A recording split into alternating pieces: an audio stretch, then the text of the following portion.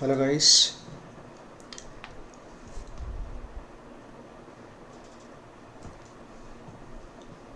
yes, good evening everyone. Right, so in this session let us discuss few questions from JEE Mains April 9th morning session. So 9/4/2024 morning session, JEE Mains Pyqs. A few questions, okay, few more questions you will see in the upcoming sessions. Right, the question is just a minute, let me check once the voice is coming okay or not.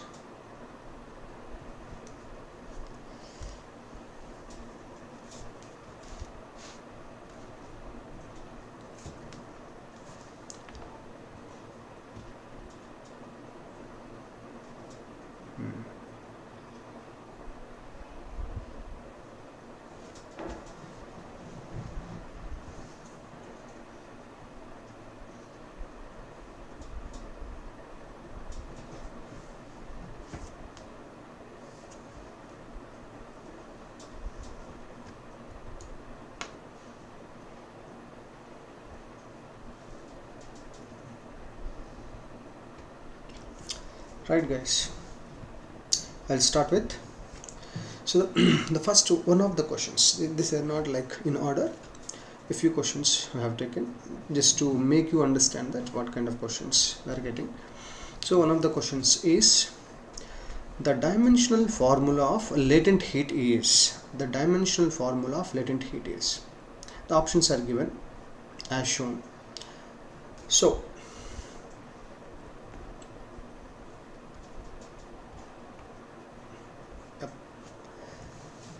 first, latent heat, usually we come across a relation that the heat absorbed by a system Q can be expressed as, you have to just immediately get into the mind that Q is equal to ms delta theta, or delta theta is change in temperature. If you supply some heat to a system, usually this we have studied in thermal properties of matter during change of state, etc. If you supply some heat to a system and that heat absorbed is used only for change of temperature, then Q is equal to ms delta theta. Whereas the heat supplied is used for change of state, then that can be expressed as Q is equal to m into L. So where m is mass of the substance and L is latent heat. Here in the above expression, m is mass, s is specific heat, and delta theta is change in temperature. So latent heat from this expression you have to take. So if you are able to recollect back this expression, then only you will be able to write its unit, and then from that you can write the dimensional formula. So from this you can write latent heat L is equal to Q by m. L is equal to Q by m. So where Q is heat, heat means heat energy. Heat energy is a form of energy. Energy is nothing but work done, capacity to work. So you can say the unit of heat energy is same as unit of work done, and by mass, m is mass. So for writing dimensional formula, already I told you have to remember the proper procedure. First you have to write the units in fundamental units form, then it is easy to write the dimensional formula. So for that purpose, write down this W by m. W is work done. So to write the units in fundamental units form, unit of work done, SI unit of work done is joule, but in fundamental units form, if you want, you have to write the formula for work done, force into displacement, by m is mass. And here again it is where force is mass into acceleration into displacement, s by m. So here m is mass into acceleration, so you can say mass and mass cancel, acceleration to displacement or distance. From this we can say the SI unit of latent heat is unit of acceleration into unit of displacement. So unit of acceleration in fundamental units form is meter per second square, and that of displacement is meter. So its unit can be expressed here as meter square per second. Sorry, it is a displacement, right? Meter into meter square per second square. So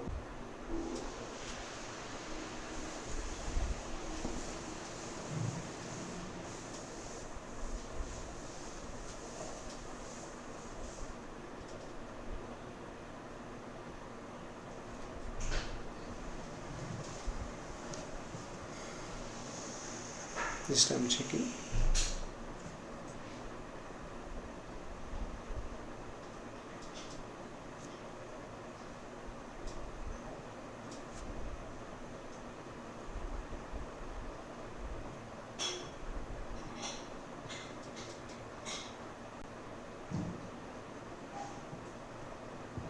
Right.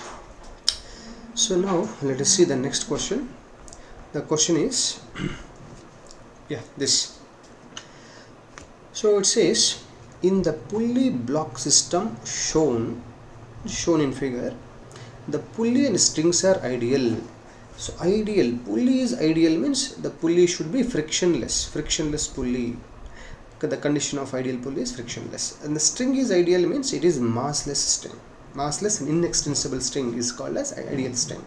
So in such case, if the acceleration of the blocks in the figure, acceleration of the blocks is g by 8, then find m1 is to m2, provided m2 is greater than m1. This condition is also given. You have to take it carefully, guys. Right. See here, you are asked to find acceleration. So directly, if you remember the formula, you can do it. Otherwise, you have to follow the conventional procedure, but within a minute to do. So you can just because these are basic kind of questions, you have to recollect back the formula for acceleration. So we know that acceleration A is equal to net force by total mass m total. So to write the net force here, this system you have to redraw in this form. So if you mark, this is a single string is connecting the two blocks, m1 and m2 are connected by this string which is passing over the pulley.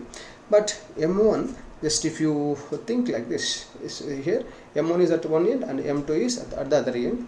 Just you can say that these two are acting like this, m1g and m2g are acting downwards, right, due to gravity. So these two forces, if you take the system like this, they will be acting in opposite directions. So you can take this is m1g towards left and m2g to the right. Because m2 is greater than m1 is the given condition, m1g will be greater than m2, m2g is greater than m1g. If m1 is greater, then m1g will be greater. So net force is nothing but from this m2g minus m1g is the net force by total mass is m1 plus m2. That's it.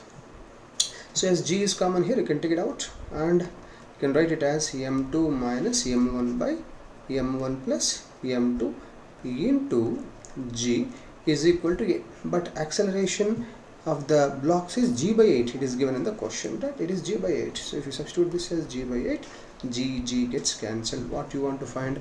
The ratio of m1 and m2. So on simplifying this further, you can write it as 1 by 8 is equal to m2 minus m1 by m1 plus m2. Now if you cross multiply, you will get m1 plus m2 is equal to 8 m2 minus 8 m1. So bring minus 8 m1 to the left, you will get 9 m1 is equal to m2 on left side part, you take to right side, then you will get 8 m2 minus m2 is 7 m2. In the question you are asked to find m1 is to m2, so m1 by m2. If you take m1 by m2 is equal to, if you bring it here, you will get 7 is to 9 is the answer. 7 is to 9. 7 is to 9 is the answer. Right. So this is how you have to do this kind of questions. Next, you see here, similarly in the above also, which is the correct option? M power 0, L power 2, T power minus 2. Second option is the right one. So for this, first option is the right one. I hope no confusion. Next question. Let us go to the next question. The question is, the velocity of a particle of mass m, the velocity of a particle of mass m as a function of displacement x is given by v is equal to alpha root x. Let us take this, let us write it here. Velocity is given as v is equal to alpha, this is alpha into root x. The work done to move it from x equal to 0 to x equal to d is, you are asked to find what is work done in moving that particle from x equal to 0 to x equal to d is the question. So velocity of the particle is given as alpha into root x, where x is displacement. So that means as displacement changes, velocity changes. So velocity is a variable function, not velocity is not constant. So velocity is varying with distance or displacement. Okay. So from this we can write then what is work done. So at x equal to 0, we can say initial velocity is the starting point. The initial velocity is v1 you can take, or vi is equal to alpha into root 0 is 0. Then at x equal to d, final velocity is alpha into root x is d, so root d is final velocity. So when this velocity changes from 0 to alpha into root d, what is the work done is the question. So to find this, you have to recollect back one of the simple and very important formula from the theorem called work energy theorem. So we can say from work energy theorem, simply you can say from work energy theorem. So no need to just for understanding purpose you can note it down, otherwise just directly you can write the formula and within a minute you have to do it. So W work done by all forces or net forces is equal to change in kinetic energy. It is equal to final kinetic energy minus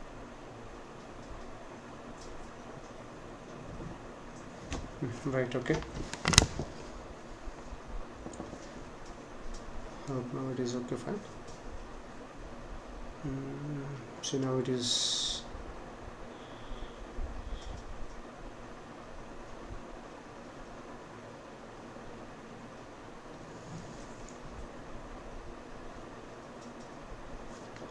yeah.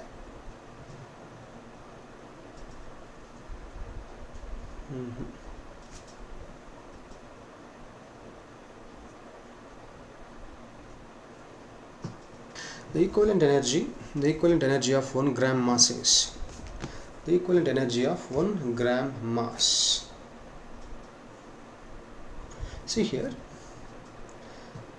whenever the mass is given into the equivalent energy is asked, we have to immediately recollect back the relation between energy and mass. That is nothing but we know energy E is equal to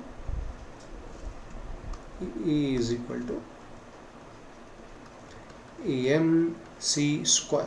If you take mass in SI units and C in SI units, then you will get energy in joule. Usually here if you see the options are given in MeV, mega electron volts. So we have to convert that then from joules to electron volts, they have to use the conversion relation.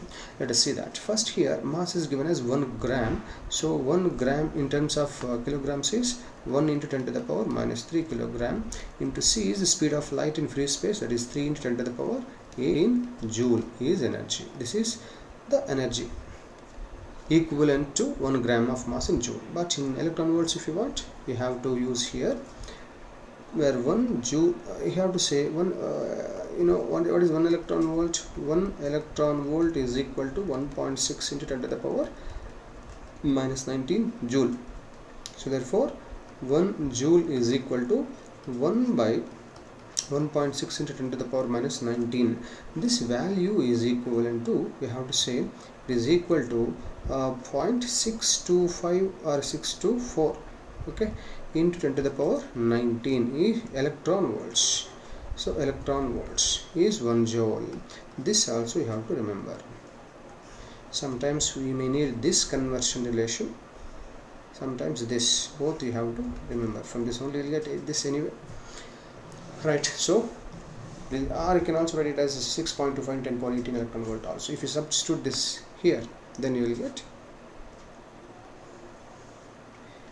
E is equal to 9 into 10 to the power 13 into 1 joule is equal to 0.625 into 10 to the power 19 into the power 19 electron volts.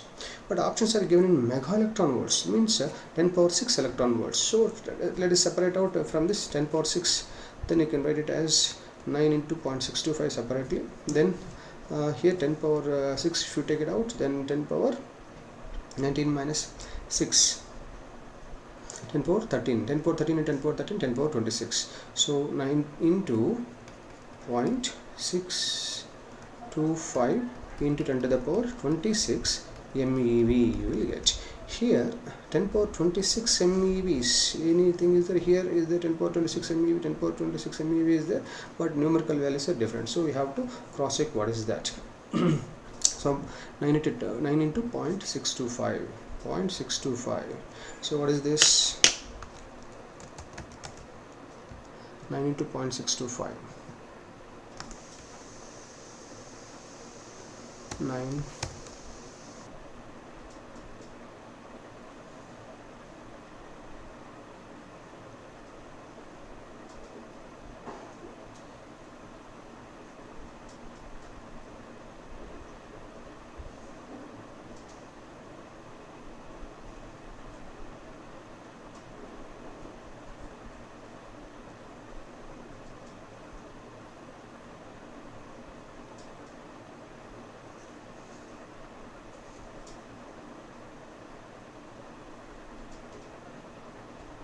this, still the bandwidth is very low. Excuse me for this continuous interruptions.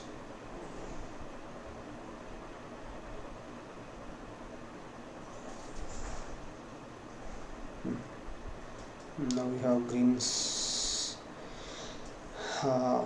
range, then again the range has gone down. Guys, let's go to the next question. I hope the above one is clear. Next question is a very important one. You see here, find the equivalent resistance between terminals A and B for the given network. See here, this is the network between A and B.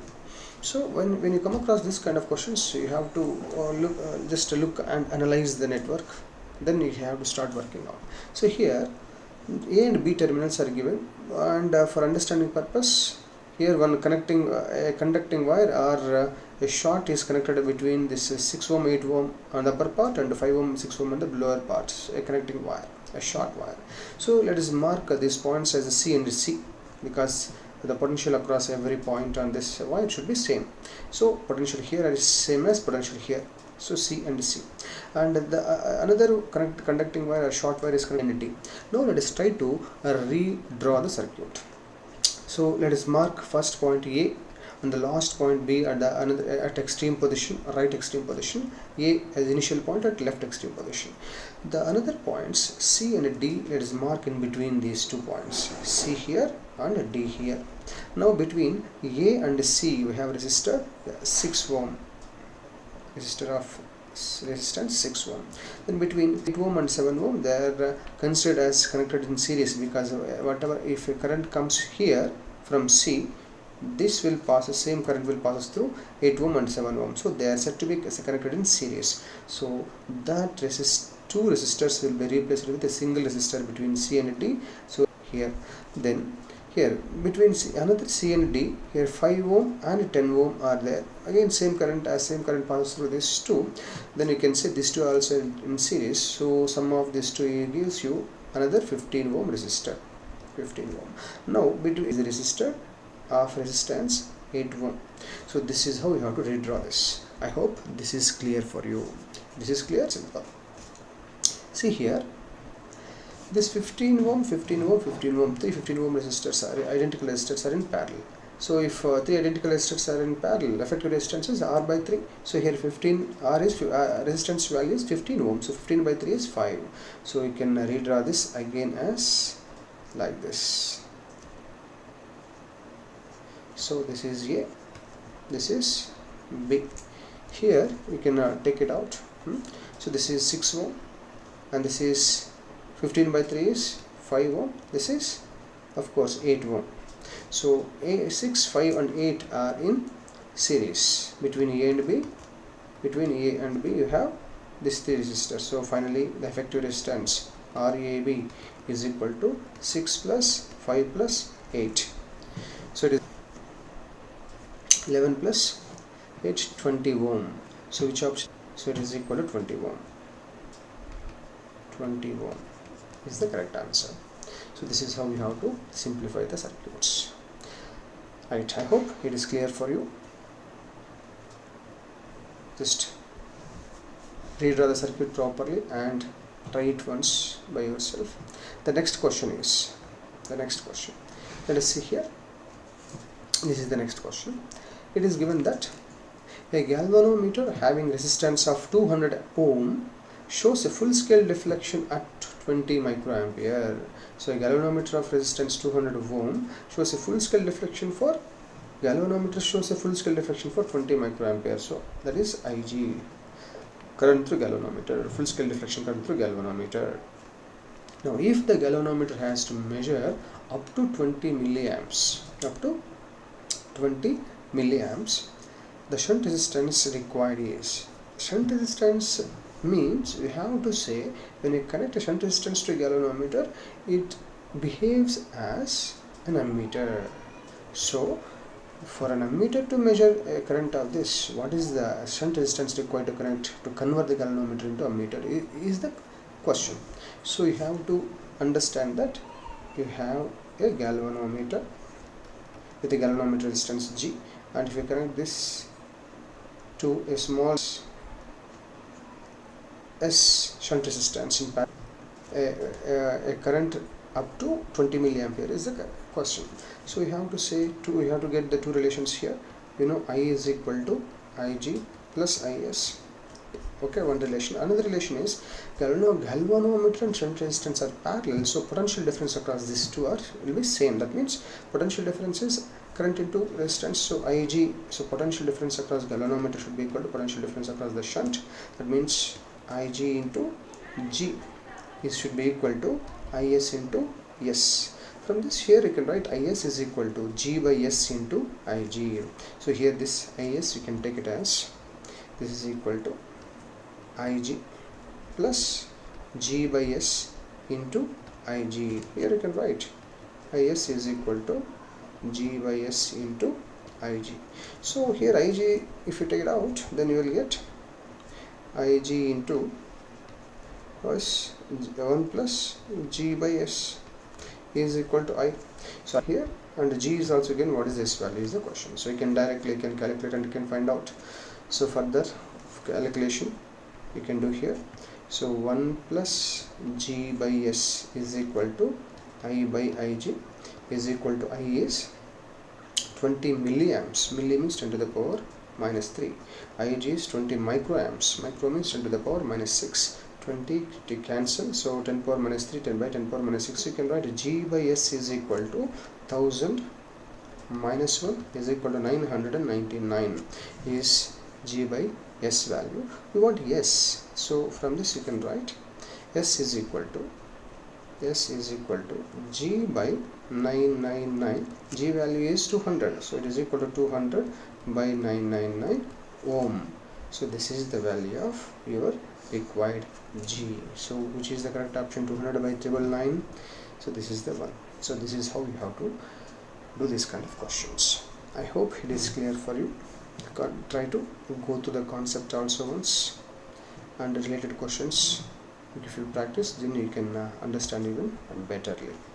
Right, I hope it is clear for you. Let us right. The question is, current in the given DC circuit is N by 10 ampere. Find N. Right. So I is flowing here like this in this direction. Now what is I? What is the value of I in the I is the question. So here you have to apply the Kirchhoff's current law. One point. The other point is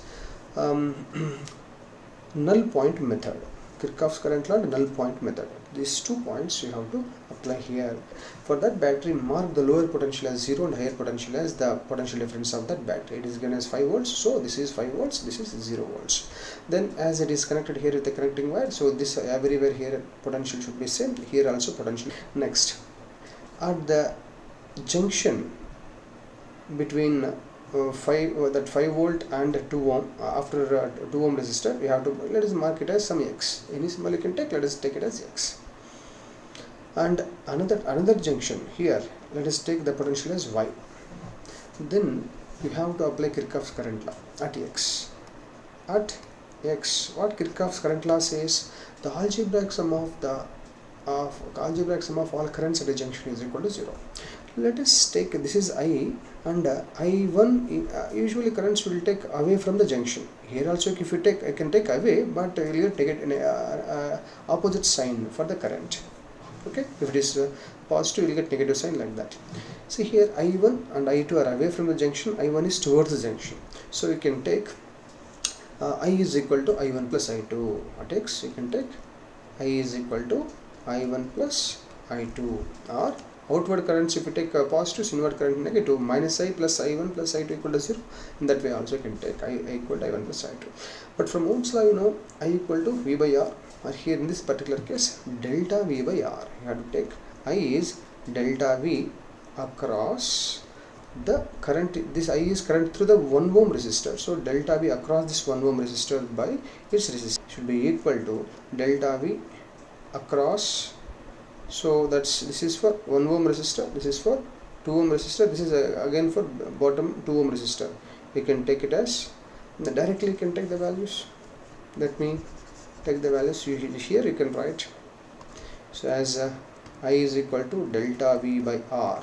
Because of this, by using this, you can say I is equal to, here before that you have to write the potential value. So this is potential between the 2 ohm resistors, and the right hand side is X we have taken, right, and the left extreme we have taken Y.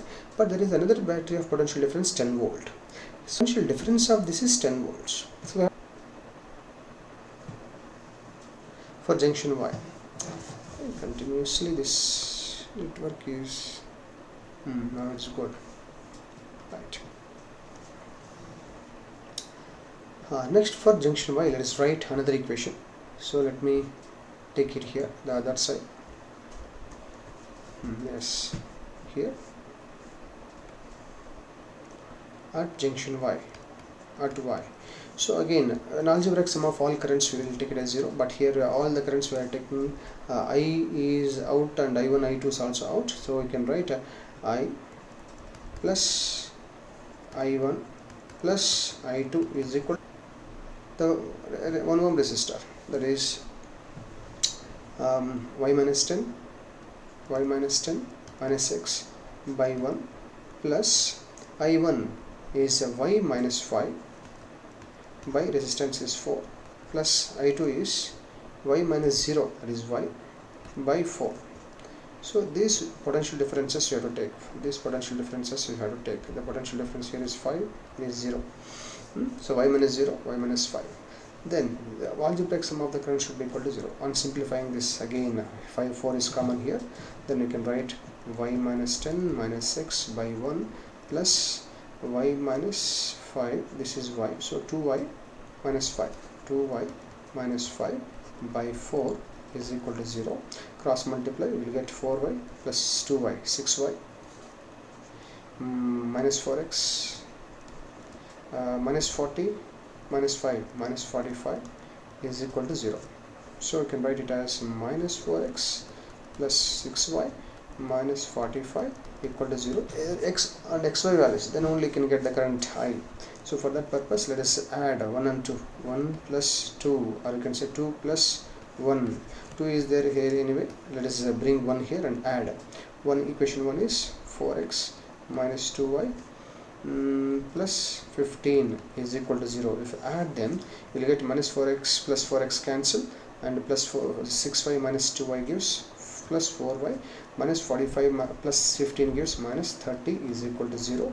So 4y equal to 30 and y is equal to 30 by 4 is equal to 15 by 2 volts is the y value, or you can write it as 7.5 also. Then what is x value? If you find x, then you can find, do you need x also to find I? Yes, because I is nothing but, you can say I value is y minus 10 minus x by 1. See, that is I. So x also you need. To find x value, substitute this y in any one of the equations, either in 1 or 2. So let us take from 1, from this y is 15 by 2, 4x minus 2 into 15 by 2 plus 15 is equal to 0. 2 to cancel, minus 15 plus 15 0, 4x equal to 0. That means x is 0. X is 0, guys. X is 0. So if you substitute this, then you will get the value of I. What is I here? This is I, guys. I is nothing but this, y minus 10 plus minus x. So therefore I is equal to y minus 10 minus x by 1 is equal to y is 15 by 2 minus 10. Yes, I have taken that way only, right? Oh.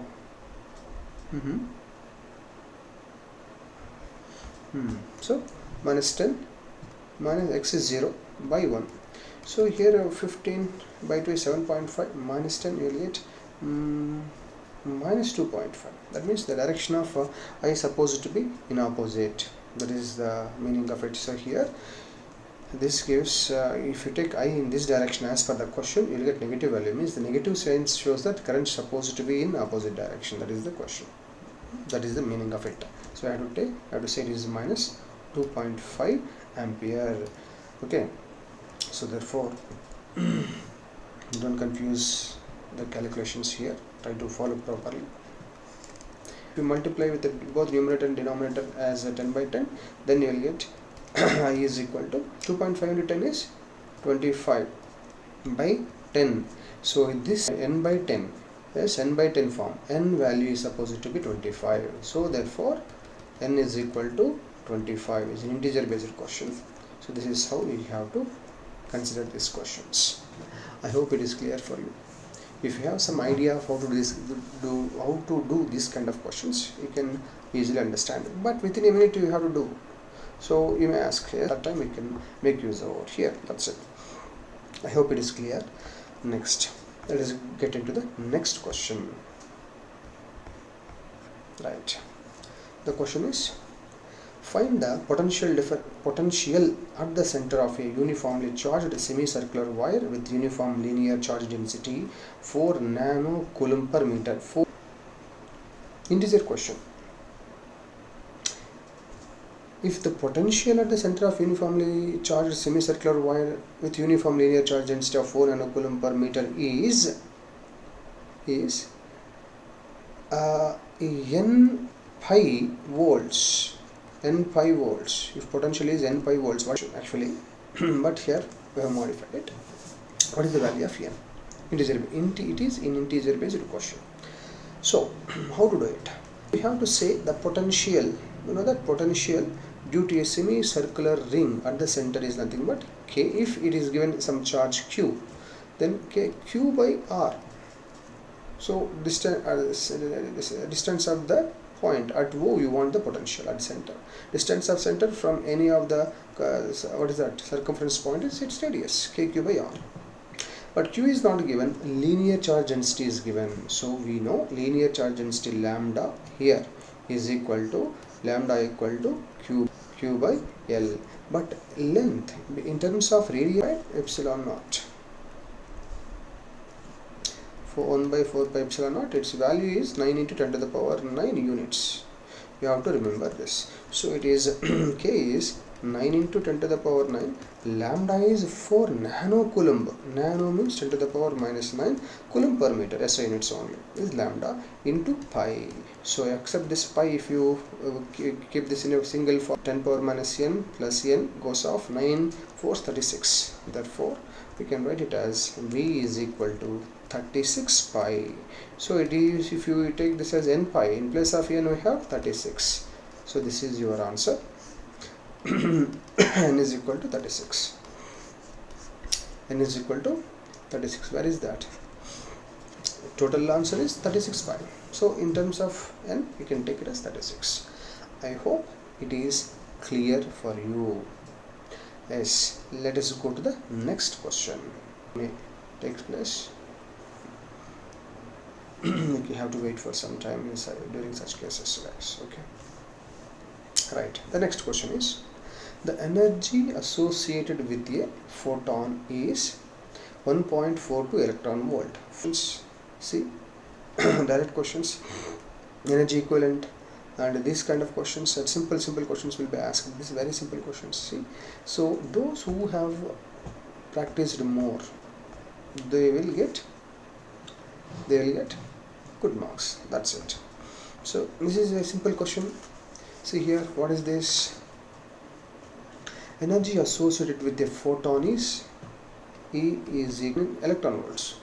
Find the wavelength lambda, and take Hc is equal to H into C is equal to 1240 nMeV, means nano mega electron volt. Any one prefix usually you have to use is nano electron volt or mega electron volt. They have given nano mega electron volt to confuse you. Don't confuse. Nano is 10 power minus 9, mega is 10 power 6. So 10 power minus 9 into 10 power minus 6. Sorry, 10 power minus 9 into 10 power plus 6 electron volt is the value given here. Okay. By using this, how can you find wavelength? So it is a simple but little confusing way they have given the value. As we know, E is equal to h nu. Nu is frequency, h is Planck's constant. In terms of Hc, if you want, you have to write nu equal to c by lambda. So you can write it as hc by lambda. Hc by lambda. Now hc is given here. So, but if you see the options, nanometers they have given. So keep nano without disturbing. MeV you can convert. You can substitute the values of MeV. Nothing but 1240. Okay, for avoiding confusion, let us mark everything. Nano is 10 power minus 9, mega is 10 to the power 6. Electron volt. Electron volt is not the SI unit. You have to convert this into joule form. You have to convert this into joule form. HC, right?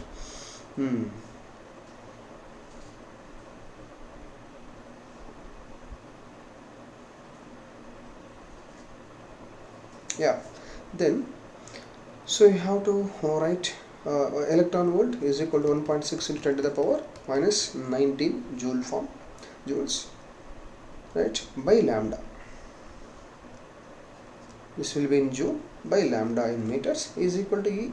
E is 1.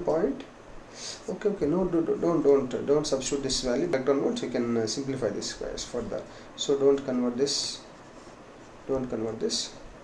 So nano mega only you substitute, then you can write it as in terms of nano is this, mega is this, electron volt keep it, and E is 1.42 electron volt only.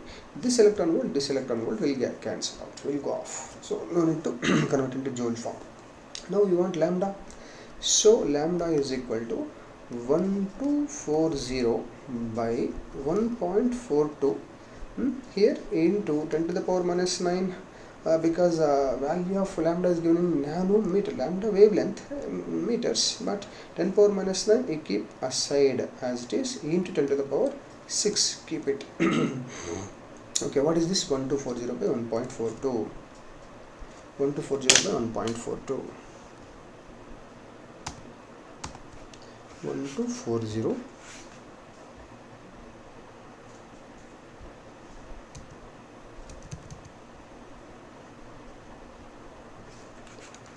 1240 divided by 1.42, 873.239. So it is equal to 873.239. So in meters, if you want to write, 1 second. So I think this is not mega, then meter only. Meter, nanometer electron volts. Hc, if you write from this expression, Hc is equal to E into lambda. E is energy, lambda is wavelength. So, so electron volt, mega electron volt. So electron volt, and this is not mega. I think this is small correction I have to do. That's what actually. Sorry, this is supposed to be nanometer electron volt, guys. Nanometer electron volt. So is not mega. So small correction here in the question part. You have to be a little careful. This is nanometer electron volt. So no need to write it as 10 power 6 part. Okay, so 10 power 6 is not there. Then you can write, so into 10 power minus 9 lambda meters, so nanometers. So it is equal to, now you can see the options. 873 approximately nanometers, 87.24, yes, this is the one, nanometers.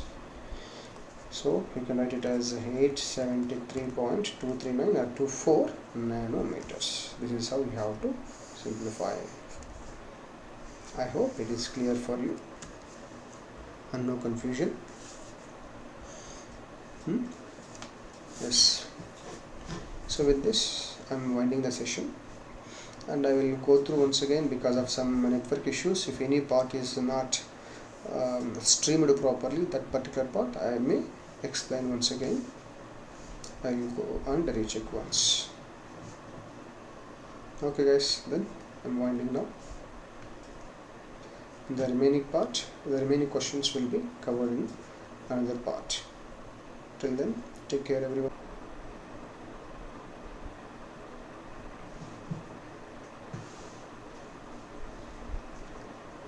Yes, hello guys. I have observed that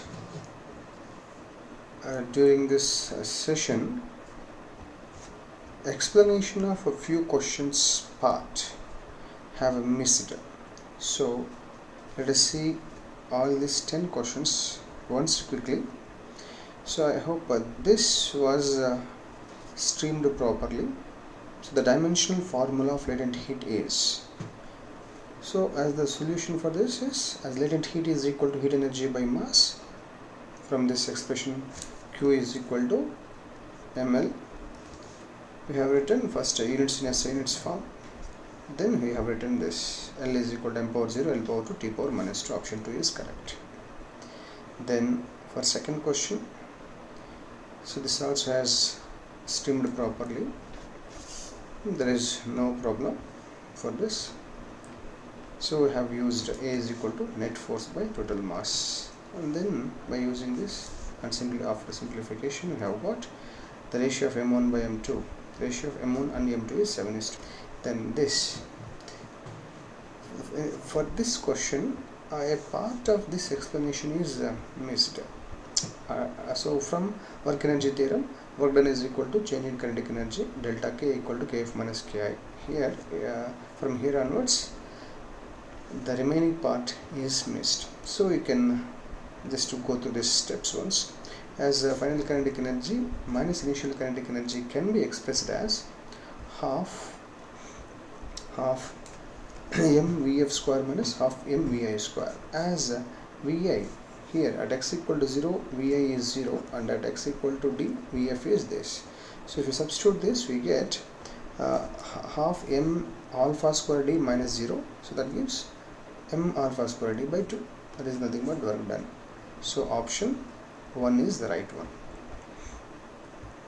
Next, in this also, the final step after simplification, the final result part is missed. So the question is, the equivalent energy of 1 gram mass is, we have used the expression E equal to mc square. Just a second.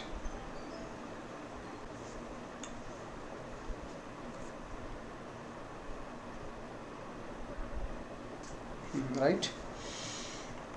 So the equivalent energy of 1 gram mass is, so we have used the formula E equal to mc square, and after substituting the values we have got E equal to 9 into 10 to the power 13 joule in SI units, but options have given in terms of MeV, so we have substituted for the joule value. That means we have used the conversion relation of a joule to electron volt as 1 joule equal to 0.625 into 10 power 19 electron volt. After simplification, we have got this value E is equal to 9 into 0.625, that is 5.6 into 10 power 26 MeV, mega electron volt. So this part you can cross check. Then this entire question has actually has not properly streamed. So this question is a reason and assertion based question. So assertion says an object at center of curvature of a biconvex lens forms image at the same distance on the other side of the lens is the assertion. Reason says image of a real object formed by concave lens is always virtual and erect. Options are given accordingly. So you have to remember that if you have a concave lens, this is a concave lens. For a concave lens, when the object is at 2f, center of curvature is nothing but 2f point. You can also say this is center of curvature point. So if the object is at a center of curvature, then image forms at the same distance, that is center of curvature on the other side with the same size. Okay, and a real and inverted image. It should be real and inverted image of same size. So assertion is correct. Object at center of curvature of a biconvex lens forms image at same distance, means the other side center of curvature point of the lens. Yes, that is correct only. So assertion is correct. Then reason says image of a real object formed by concave lens is always virtual. Yes, in case of a concave lens, if you have a real object anywhere, you will get a virtual and erect image. This is also correct, but the reason is not correct explanation for assertion. So we have chosen the option 2. Assertion and reason are correct, but the reason is not the correct explanation of assertion. Okay. Yes. Then this part, this question, as this is completely displayed properly, streamed properly. So I hope you have understood. Understand this. The question is find equivalent resistance between terminals A and B for the given network part is okay. Then this question also has this okay, but at the end part the calculations part has not displayed properly. So here this you can go to the previous explanation, and the final calculation part only I am displaying here. So here from this 1 plus G by S is equal to I by Ig, that gives that is after simplification 10 power 3, that is nothing but 1000. So 1 plus G by S, from that G by S can be expressed as 1000 minus 1, it is equal to 999. What you are asked to find S value. So S value is G by 999. So G by S is G by 999. Okay, so G by 999. But G, resistance of galvanometer value is given in the question that it is 200 ohm. So on substituting this, we will get 200 by 999 ohm. This is the correct answer. So option 2 is the correct, 200 by 999 ohm. Okay. Next part. So this also has a display properly. This is involving little more calculations. You need to have an idea of how to do this kind of questions, then only you will understand this. Otherwise, try to work out from basic related questions of this type.